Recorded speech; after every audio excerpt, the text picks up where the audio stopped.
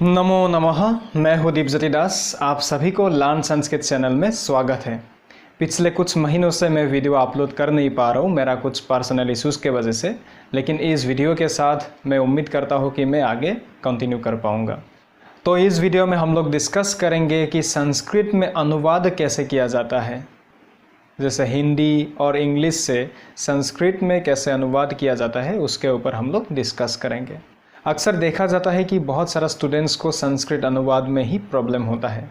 वे लोग कंफ्यूज हो जाते हैं कैसे इसको अनुवाद किया जाता है, इसका सब्जेक्ट कहाँ है, ऑब्जेक्ट कहाँ है, वर्ब कहाँ है, ये सब ढूंढने के लिए भी प्रॉब्लम हो जाता है। या फिर कहाँ क्या विभक्ति का प्रयोग होगा, किस में क्या कारक का प्रयोग होगा, इसमें भी उन लोग ज़्यादातर कंफ्यूज होते रहते हैं।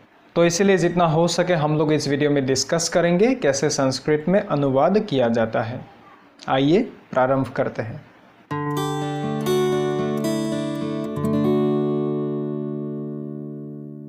तो आज का टॉपिक है संस्कृत भाषायाम अनुवादः। इसका मतलब है ट्रांसलेट इनटू संस्कृत, संस्कृत में ट्रांसलेट करेंगे। तो यहाँ पर मैं कुछ सेंटेंसेस लिख के रखा हूँ हिंदी और इंग्लिश में, अभी इसको हम लोग ट्रांसलेट करेंगे। तो सबसे पहले इसमें लिखा हुआ है मैं एक छात्र हूँ, आई एम अ स्टूडेंट। सो मैं का मतलब है अहम, जो हम लोगों ने त्रयः पुरुषः उस वीडियो में डिस्कस कर चुके हैं। प्रथम पुरुष, मध्यम पुरुष, उत्तम पुरुष उस वीडियो में मैं डिस्कस कर चुका हूँ। अगर आपने नहीं देखा है तो मेरा वीडियोस का लिस्ट में जाइए, वहाँ से आपको मिल जाएगा। मैं मतलब अहम, तो इसमें हम लोग लिखेंगे अहम। एक का मतलब होता है संस्कृत में एकः, एका, एकम, यानी तीन लिंग होता है संस्कृत में, हम सभी लोग जानते हैं। पुंगलिंग के लिए एकः जिसमें विसर्ग आएगा, स्त्रीलिंग के लिए एका जिसमें आ की मात्रा आएगा, और नपुंसक लिंग के लिए एकम जिसमें हलंत म आएगा। तो इसको लिखने से पहले हमको ध्यान देना पड़ेगा इसके बाद जो शब्द है वो कौन सा लिंग है। तो इसमें साफ साफ लिखा हुआ है छात्र, इसमें छात्रा नहीं लिखा हुआ है। छात्रा होने से हो जाएगा स्त्रीलिंग, लेकिन इसमें लिखा है छात्र। तो हम लोग ये अंदाज़ा लगा सकते हैं कि ये पुंगलिंग है। नपुंसक लिंग होने का तो कोई इसमें सवाल ही पैदा नहीं होता। तो ये हो गया आपका छात्र पुंगलिंग। तो उस हिसाब से एक को लिखेंगे हम लोग एकः, यानी विसर्ग देना पड़ेगा। एकः, अहम एकः, उसके बाद छात्र के जगह होगा छात्रः। इट्स लाइक बालक शब्द रूप, पुंगलिंग शब्द। अहम एकः छात्रः। उसके बाद अज धातु, इसका अज धातु मतलब है, जैसी किसी चीज़ का अस्तित्व है या फिर कोई भी है समझाने के लिए अस धातु का प्रयोग होता है। अस धातु का मतलब होता है। इसमें जो है वो खुद मैं हूँ, इसीलिए उत्तम पुरुष खुद बोल रहा है, इसीलिए इसमें हु हुआ है। लेकिन अगर जो वक्ता है, जो स्पीकर ने अगर किसी दूसरे चीज़ के बारे में बोला, दूसरा पर्सन के बारे में बोला, तब होगा है। जैसे राम है, लक्ष्मण है, किताब है, पुस्तकालय है, घर है, उसमें है आएगा। लेकिन इसमें स्पीकर खुद बोल रहा है, यानी वक्ता खुद बोल रहा है, इसलिए हु हुआ है इसमें। लेकिन मीनिंग सेम है, दोनों में अस धातु का प्रयोग होगा। तो इसमें मैं हो गया उत्तम पुरुष। उत्तम पुरुष के लिए इसमें होगा अस्मि, अस धातु का होता है। अस्ति स्तः सन्ति, असि स्थः स्थ, अस्मि स्वः स्मः। ये भी मैं लकार के जो वीडियो था पंच लकारः उसमें समझा चुका हूँ। अगर आपने नहीं देखा है तो मेरा वीडियोस का लिस्ट में जाकर पंच लकारः वाला वीडियो भी देख लीजिए। तो इसमें हुआ है अहम एकः छात्रः अस्मि। इसमें एकवचन है, सिर्फ मैं हूँ। अगर हम लोग दो रहते यहाँ पर तो इसमें हो जाता स्वः। और अगर यहाँ पर बहुवचन हो जाता, जैसे हम लोग 3 या फिर 4, 5 जितना भी सारा लोग है, 2 से ज़्यादा अगर लोग यहाँ पर है, तो यहाँ पर क्या हो जाएगा, स्मः हो जाएगा अस्मि के जगह, और यहाँ पर आ जाएगा वयम। 2 रहने से इसमें आएगा आवम। इसमें भी चेंज हो जाएगा, एकः के जगह हो जाएगा द्वौ, पुंगलिंग होगा तो छात्रों, और स्त्रीलिंग होगा तो द्वे छात्रे। ठीक इसी तरह पुंगलिंग का अगर बहुवचन हो गया तो जैसे 3 होगा तो त्रयः छात्राः, स्त्रीलिंग का अगर होगा तो तिस्रः छात्राः। छात्रः और छात्रा ये दोनों शब्द रूप का जो बहुवचन है ये सेम है, प्रथमा विभक्ति का बहुवचन सेम है, दोनों में छात्राः छात्राः।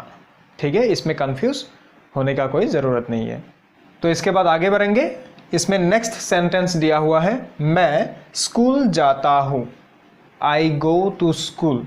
तो इसमें सब्जेक्ट, ऑब्जेक्ट और वर्ब ये भी हमें देखना पड़ेगा। जो इंग्लिश में सब्जेक्ट, ऑब्जेक्ट, वर्ब होता है, कोई भी सेंटेंस को ट्रांसलेट करने से पहले संस्कृत में उस सेंटेंस का जो सब्जेक्ट है, ऑब्जेक्ट है, वर्ब है, ये हमें आइडेंटिफाई करना है। कभी कभी ऑब्जेक्ट नहीं भी रहता है, उसके लिए नाउन यानी विशेष्य, एडजेक्टिव, विशेषण, ये सब भी रहते हैं। इसके बारे में भी हम लोग डिस्कस करेंगे। तो पहले मैं लिख देता हूँ सब्जेक्ट को संस्कृत में क्या कहते हैं, ऑब्जेक्ट को क्या कहते हैं और वर्ब को क्या कहते हैं। तो इस साइड में मैंने लिख दिया है सब्जेक्ट यानी कर्तृपदम या फिर कर्ता, ऑब्जेक्ट यानी कर्मपदम या फिर कर्म, वर्ब मीन्स क्रियापदम या फिर क्रिया। तो इसमें हम लोग को ढूंढना पड़ेगा, जैसे मैं हो गया सब्जेक्ट, सब्जेक्ट यानी कर्ता। कर्ता कौन होता है, काम को करने वाला। तो यहाँ पर मैं स्कूल जाता हूँ, इसमें स्कूल जाने का काम कौन कर रहा है, मैं कर रहा हूँ। मैं होगा कर्तृपद यानी कर्ता, सब्जेक्ट। तो मैं के जगह हो गया अहम। उसके बाद स्कूल, स्कूल हो जाएगा यहाँ पर ऑब्जेक्ट। तो इसमें एक बात हमें ध्यान देना है, जो भी सिंपल सेंटेंसेस है, सिंपल यानी साधारण वाक्य जो भी है, उसमें सब्जेक्ट हमेशा प्रथमा विभक्ति में रहता है। विभक्ति के बारे में भी मैं सेपरेट करके हर एक विभक्ति के ऊपर मैंने वीडियो ऑलरेडी डाला है इस चैनल में। आप लोग अगर नहीं देखा है तो मेरा वीडियोस का लिस्ट में जाकर सारा वीडियो देख लीजिएगा। प्रथमा विभक्ति, द्वितीय विभक्ति, तृतीय विभक्ति, चतुर्थी, पंचमी, षष्ठी, सप्तमी, हर एक विभक्ति के बारे में डिटेल में दिया हुआ है। कौन सा विभक्ति का क्या मीनिंग है, कैसे हम लोग प्रयोग करते हैं, सब दिया हुआ है। तो प्रथमा विभक्ति में क्या रहता है, सब्जेक्ट यानी कर्तृपद, कर्ता, जो भी साधारण वाक्य होता है। और जब इसका वाच्य परिवर्तन होता है, यानी इंग्लिश में जो हम लोग बोलते हैं वॉइस चेंज, यानी एक्टिव वॉइस, पैसिव वॉइस, जो वॉइस चेंज इंग्लिश में कहते हैं, वो संस्कृत में होता है वाच्य परिवर्तनम।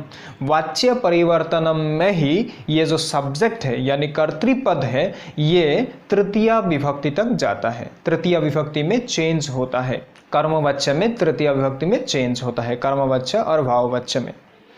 लेकिन वाच्य को छोड़कर बाकी जितना भी साधारण वाक्य है, सिंपल सेंटेंसेस है, उसमें हमेशा प्रथमा विभक्ति में रहता है। तो अभी तो हम लोग सिर्फ बेसिक सीख रहे हैं, सिर्फ साधारण वाक्य सीख रहे हैं, तो इसमें सब्जेक्ट का तृतीय विभक्ति में जाने का कोई इसमें चांस ही नहीं है। तो इसमें प्रथमा विभक्ति ही प्रयोग करना है सिर्फ। तो मैंने बोल दिया कि कर्तृपद रहता है प्रथमा विभक्ति में और कर्मपद रहेगा द्वितीय विभक्ति में। तो इसमें कर्मपद है स्कूल, तो स्कूल रहेगा द्वितीय विभक्ति। स्कूल को कहते हैं संस्कृत में विद्यालयः, जो मेन वर्ड है विद्यालय, और उसका प्रथम विभक्ति में होता है विद्यालयः और द्वितीय विभक्ति में होता है विद्यालयम। तो इसमें हम लोग लिखेंगे विद्यालयम। इट्स लाइक बालक शब्दरूप। शब्दरूप के बारे में भी मैंने ऑलरेडी 5 वीडियो बनाया है, उसके बाद भी और मुझे बनाना है, धीरे धीरे करके अपलोड करूँगा। तो शब्दरूप, बालक शब्दरूप मैंने ऑलरेडी बनाया है। तो विद्यालय द्वितीय विभक्ति में लिख दिया अहम विद्यालयम। और जाता हो इसका मतलब होता है गम धातु। गम धातु मतलब जाना। इसमें उत्तम पुरुष में प्रयोग होगा क्योंकि मैं जाता हूँ उत्तम पुरुष, इसलिए जाता हूँ के लिए होगा गच्छामि। अहम विद्यालयम गच्छामि, मैं स्कूल जाता हूँ।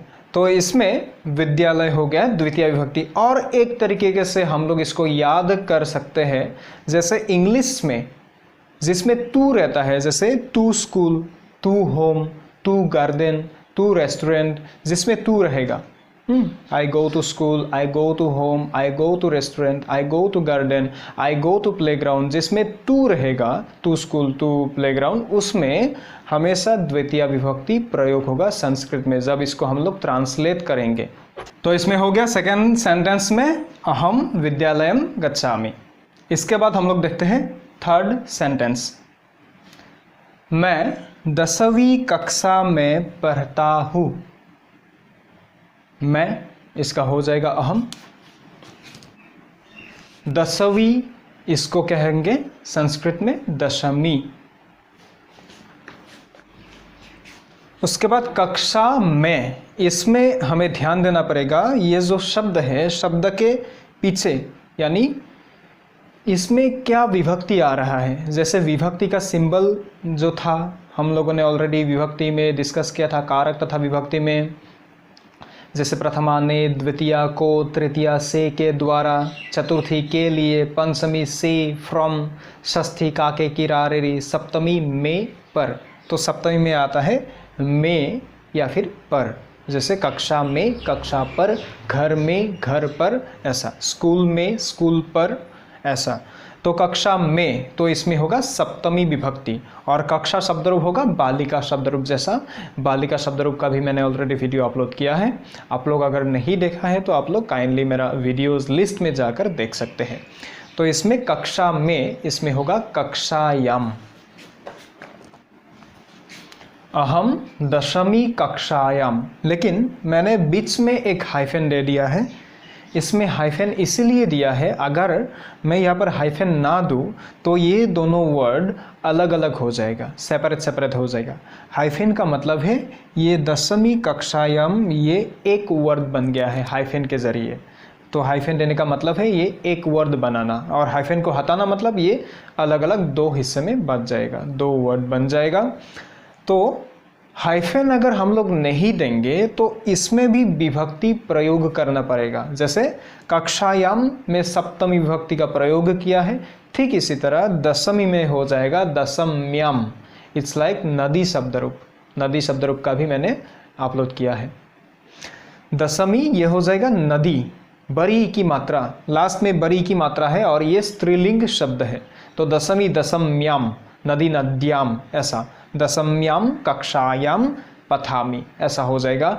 और हाइफन देने से इसमें विभक्ति का प्रयोग नहीं करने से भी होगा, सेकेंड वर्ड में विभक्ति का प्रयोग करना पड़ेगा। ठीक है, जो भी इजी लगे आप लोगों को आप लोग कर सकते हैं। तो लास्ट में पढ़ता हूँ का मतलब होगा इसमें पठामि। पथ धातु, पथ धातु मतलब पढ़ना। तो उसके बाद आगे बढ़ेंगे, लास्ट सेंटेंस है, मैं खेल का मैदान में खेलता हूँ। मैं खेलता हूँ, लेकिन कहाँ खेलता हूँ? खेल का मैदान में खेलता हूँ। तो इसमें मैं हो जाएगा ये कर्तृपदम, अहम, मैं अहम हो गया। खेल का मैदान, इसको कहते हैं क्रीड़ांगनम या फिर क्रीड़ा क्षेत्रम। दो वर्ड इसके लिए हम लोग प्रयोग कर सकते हैं, दोनों ही मैं लिख देता हूँ। क्रीड़ांगने या फिर क्रीड़ा क्षेत्रे क्रीड़ामि, ये जो ड है इसको ड जैसा उच्चारण कर सकते हैं। क्रीड़ांगणे, क्रीड़ा क्षेत्रे क्रीड़ामि, ऐसा करके उच्चारण किया जाता है। तो इसमें मैंने ये लास्ट में एक ही मात्रा क्यों लिखा? क्योंकि ये खेल का मैदान में, इसमें में है, में यानी सप्तमी विभक्ति, में पर आने से सप्तमी विभक्ति। इंग्लिश में आएगा in the playground, I play in the playground. जैसे आई रीड इन क्लास 10, जिसमें इन इंग्लिश में इन आएगा और हिंदी में आएगा। ठीक है, तो में आने पर ये क्या हो जाएगा, सप्तमी विभक्ति, और इसमें लिखेंगे क्रीड़ांगने क्रीड़ा क्षेत्रे, क्रीड़ांगनम क्रीड़ा क्षेत्रम, इट्स लाइक फल शब्द रूप, फलम, फलम फले फलानी, फलम फले फलानी, जो नपुंसक लिंग शब्द है, अकारांत नपुंसक लिंग शब्द। अकारांत नपुंसक लिंग और अकारांत पुंलिंग शब्द में सिमिलरिटीज क्या है, सिर्फ प्रथमा और द्वितीय विभक्ति अलग अलग होता है दोनों लिंग में, बाकी तृतीय विभक्ति से लेकर सप्तमी विभक्ति तक सब पुंलिंग जैसा सेम है नपुंसक लिंग। तो बालक अगर इसमें होगा पुंलिंग शब्द तो इसमें होगा बालके, ठीक इसी तरह फल शब्द होगा तो इसमें होगा फले, तो क्रीड़ांगने क्रीड़ा क्षेत्रे, लास्ट में एक ही मात्रा आता है। ठीक है, ये हो गया उत्तम पुरुष का वाक्य। अभी हम लोग डिस्कस करेंगे मध्यम पुरुष के वाक्य में। तो इस बार हम लोग डिस्कस करेंगे मध्यम पुरुष। मध्यम पुरुष का एक वचन ले लिया, जैसे तुम, यू, तुम एक छात्रा हो, इसमें मैंने छात्रा कर दिया यानी स्त्रीलिंग बना दिया इसको। मध्यम पुरुष और उत्तम पुरुष में जो वर्ब होगा क्रियापद, क्रियापद में कोई अंतर नहीं दिखेगा। सो तुम एक छात्रा हो, तुम को कहते हैं त्वम। तो इसमें भी हम लोग एक को लिखने से पहले देखना पड़ेगा छात्रा, क्योंकि ये स्त्रीलिंग है। तो इसमें एक जो हम लोगों ने उसमें लिखा था मेल स्टूडेंट के साथ, तो फीमेल स्टूडेंट के साथ होगा एका, आ की मात्रा आएगा इसमें। त्वम एका छात्रा, इसमें होगा छात्रा, त्वम एका छात्रा, और हो के जगह होगा असी, क्योंकि ये मध्यम पुरुष एक वचन है। त्वम एका छात्रा असी। उसके बाद सेकेंड सेंटेंस, तुम स्कूल जाती हो, यू गो टू स्कूल, तुम के जगह होगा त्वम, स्कूल जाती हो जाने के लिए, जो मैंने बोला था इंग्लिश में अगर तू, जैसे तू स्कूल रहे, तू होम, तू रेस्टोरेंट, तू प्लेग्राउंड, तू होटल, जिसमें तू रहता है उसमें द्वितीय विभक्ति का प्रयोग होता है। तो इसमें हम लोग लिखेंगे विद्यालयम, त्वम विद्यालयम, त्वम विद्यालयम जाती हो, ये होगा गच्छसि, इसमें सी आएगा, जैसे अहम के साथ मी आया था लास्ट में, गच्छामि, पठामि, लिखामि, खादामि, इसमें आएगा सी, गच्छसि, लिखसि, खादसि, पठसि, ये होगा त्वम विद्यालयम गच्छसि। नेक्स्ट, तुम 10वीं कक्षा में पढ़ती हो, तो इसमें तुम के जगह होगा त्वम, 10वीं कक्षा में ऑलरेडी मैंने बोल दिया था उसमें मेल स्टूडेंट के साथ, तो इसमें 10वीं कक्षा में उसमें सेम रहेगा, कोई इसमें चेंज नहीं होगा, तो ये होगा 10वीं कक्षायाम पठसि। उसके बाद लास्ट सेंटेंस, तुम खेल का मैदान में खेलती हो, सेम टू सेम वही सेंटेंस है, मैंने सेंटेंस चेंज नहीं किया, इसमें सिर्फ पुरुष का चेंज कर दिया था, सब्जेक्ट का चेंज कर दिया था। तो इसमें तुम के जगह होगा त्वम, खेल का मैदान में, क्रीड़ांगने या फिर क्रीड़ा क्षेत्रे, खेलती हो ये होगा खेलसी या फिर क्रीडसी, दोनों ही करेक्ट है, क्रीडसी भी लिख सकते हैं, खेलसी भी लिख सकते हैं। ठीक है, इसके बाद हम लोग डिस्कस करेंगे प्रथम पुरुष, यानी जो इंग्लिश में कहते हैं थर्ड पर्सन।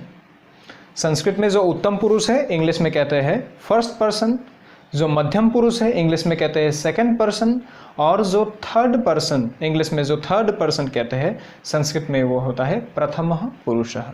तो इस बार हम लोग डिस्कस करेंगे प्रथम पुरुष का जो सेंटेंसेस है, प्रथम पुरुष का वाक्य जो है। तो ज़्यादातर हम लोग एग्जाम्पल में राम का नाम ही लेते हैं, इसलिए मैंने भी राम का नाम ही लिख दिया है यहाँ पर। तो सबसे पहले मैंने लिखा है राम एक छात्र है, वही सेंटेंसेस है, सिर्फ मैंने सब्जेक्ट चेंज कर दिया है, कर्तृपद जो है कर्तृपद चेंज कर दिया है। राम एक छात्र है, राम इज अ स्टूडेंट, तो ये होगा रामः एकः छात्रः अस्ति, इसमें अस्ति आएगा है के लिए, क्योंकि ये प्रथम पुरुष है, इसमें अस्ति आएगा, प्रथम पुरुष का एक वचन है अस्ति। अगर दो इसमें रहेगा तो होगा स्तः, बहुवचन रहेगा तो होगा संति, अस्ति स्तः संति, जो ये अस धातु है। लेकिन एक बात और, सेंटेंस बनाने के लिए, संस्कृत में ट्रांसलेट करने के लिए मिनिमम जो शब्द रूप है और मिनिमम जो धातु रूप है उसका ज्ञान होना बहुत ही ज़रूरी है। साथ साथ उसको लर्न भी करना पड़ेगा। कम से कम पुंगलिंग का एक, स्त्रीलिंग का एक, नपुंसकलिंग का एक शब्द रूप कम से कम लर्न करना है और धातु रूप का भी अस धातु तो कम से कम लर्न करना है। पथ धातु, गम धातु, बाकी गम धातु जितना भी पथ धातु, लिख धातु, खाद धातु, कृद धातु, ये सब पथ धातु की तरह होगा। सिर्फ अस धातु में कुछ कुछ चेंजेस है, इसलिए अस धातु का कम से कम लत लकार, ऋलित लकार, लंग लकार, लोट लकार और विधिलिंग लकार हमें लर्न करके रखना है, ताकि कोई भी सेंटेंस ट्रांसलेट करने के लिए इजी हो जाएगा हमें। और बाकी पथ धातु, गम धातु, लिख धातु, इसका एक करने से बाकी सब हो जाएगा ऑटोमेटिकली, बाकी सब सेम है। जैसे पठति, लिखति, खादति, गच्छति, लास्ट में ती ही रहेगा, सिर्फ आगे का धातु चेंज हो जाएगा। ये सब ऑलरेडी मैंने डिस्कस कर दिया था धातु परिचय में। तो रामः एकः छात्रः अस्ति।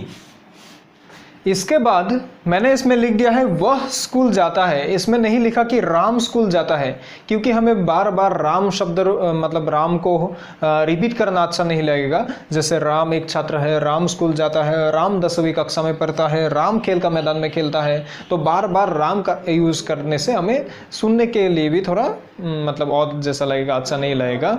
इसीलिए सब्जेक्ट के बदले में, कर्तृपद के बदले में जो प्रयोग होता है उसको कहते हैं सर्वनाम पदम, यानी इंग्लिश में कहते हैं प्रोनाउन, जो नाउन के बदले में प्रयोग किया जाता है। तो इसमें हम लोगों ने प्रयोग किया है वह, वह, वह, तो ये होगा प्रोनाउन यानी सर्वनाम पदम, सर्वनाम कहते हैं इसको।